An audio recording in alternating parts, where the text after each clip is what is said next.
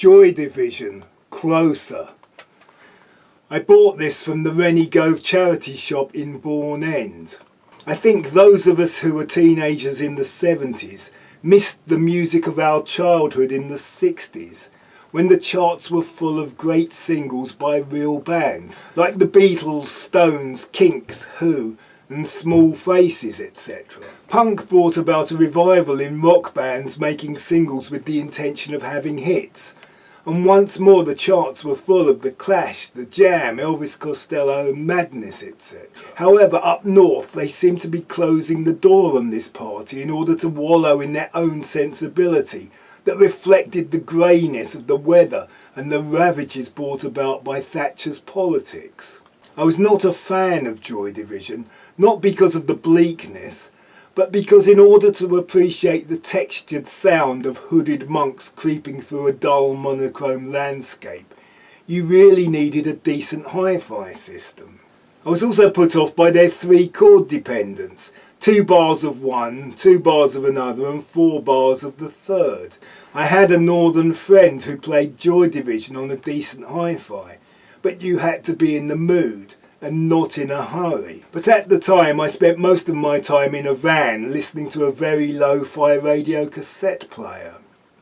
The Joy Division drums are in places very much like Nick Mason of Pink Floyd, and the whole effect is not that dissimilar to A Saucer Full of Secrets.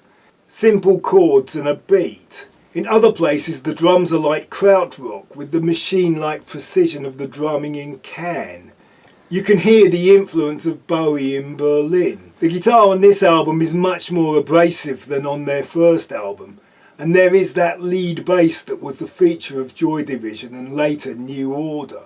And of course there was the deep lyrical edgy drone of Ian Curtis's vocal. Sadly he committed suicide before this album was released. I must admit the thing that got me to listen to Joy Division was the re-release of the non-album single Love Will Tear Us Apart Again.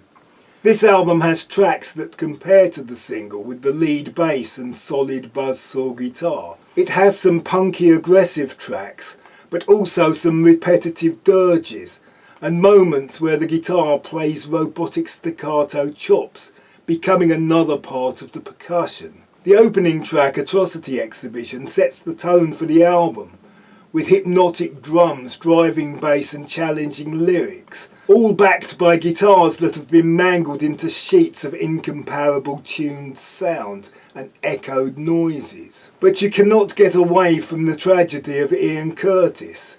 It is all about his imperfect baritone, his lyrics and his state of mind. Joy Division, Closer.